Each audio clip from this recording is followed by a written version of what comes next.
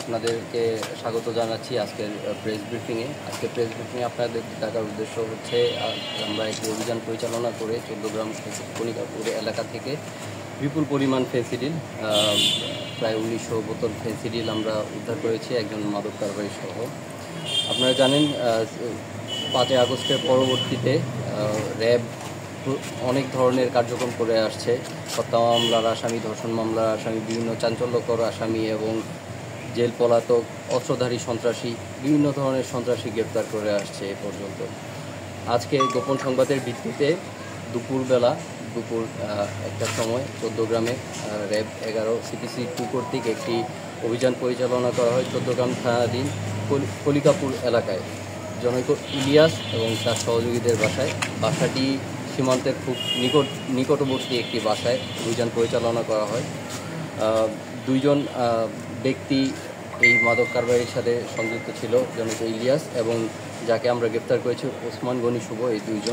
এই দুজনের মধ্যে ইলিয়াস আমাদের আগমনের সংবাদ পূর্ববর্তীতে পেয়ে যাওয়ার ফলে সে একটু দূরবর্তী স্থানে চলে যায় এবং আমরা ওই বাসায় অভিযান পরিচালনা করি। অভিযান পরিচালনা করার কালে আমরা 4টি বাসা সার্চ করি এবং সার্চ করার পরে একটি বাসায়, যে বাসার আপনার রান্নাঘরে বিভিন্ন ধরনের বস্তা দেখতে পাই এবং বস্তাগুলোর ভিতরে সর্বমোট 9টি বস্তায় রক্ষিত 1875টি ফেন্সিডিলের বোতল আমরা উদ্ধার করতে সক্ষম হই। প্রাথমিক অনুসন্ধানে জানা যায় গ্রেপ্তারকৃত আসামি ওসমান গনি সে কুমিল্লা জেলার কলিকাপুর গ্রামের ইউনুসের ছেলে এবং আসামিদেরকে জিজ্ঞাসাবাদে মূলত তারা আর্থিক লাভবান হওয়ার জন্যে এই কার্যক্রমগুলো সীমান্ত থেকে ফেন্সিডিল এনে এবং সারা বাংলাদেশে সরবরাহ করে থাকে। এগুলো মজুত করে খুচরা মূল্যে তারা বিক্রয় করত। বিপুল পরিমাণ মজুদ 11 কর্তৃক জব্দ করা হয় এবং পরবর্তী আইনি কার্যক্রম চলমান থাকবে। এই মাদক বিরোধী অভিযান র্যাব 11 ধারাবাহিকভাবে চলতে থাকবে এবং আপনাদেরকে এই ব্যাপারে আপডেট দেওয়া হবে। গ্রেপ্তারকৃত আসামিদের আইনানুগ ব্যবস্থার জন্য পরবর্তী কার্যক্রমের জন্য চট্টগ্রাম থানার নিকট হস্তান্তর করা হবে। তাদের বিরুদ্ধে পূর্বে কোনো মামলা ছিল কিনা?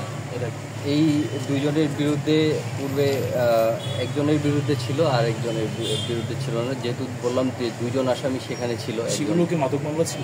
হ্যাঁ, মাদক মামলা। তারা মূলত মাদক ব্যবসায়ী এবং তারা স্টোর করে পরবর্তীতে সুযোগ বুঝে তারা এসব দেশের বিভিন্ন স্থানে সাপ্লাই করত। আচ্ছা, তারা সেগুলো আনুমানিক মূল্য 70 থেকে 75 লক্ষ টাকা মালামাল আমরা উদ্ধার করতে সক্ষম। এত বড় একটি তাদের প্ল্যান বলতে তারা মূলত এনে এগুলো স্টোর করত, যেহেতু তাদের বাড়ির সীমান্তবর্তী এলাকায়, এবং পরবর্তীতে তারা সাপ্লাই করত। আমরা খোঁজ খবর নিচ্ছি, অনুসন্ধান অব্যাহত আছে। তাদের যে মূল হোতা তাকে গ্রেপ্তারের জন্য আমরা চেষ্টা করব এবং যাতে এই কার্যক্রম বন্ধ হয়ে যায় সে ব্যবস্থা নেওয়া হবে ইনশাআল্লাহ।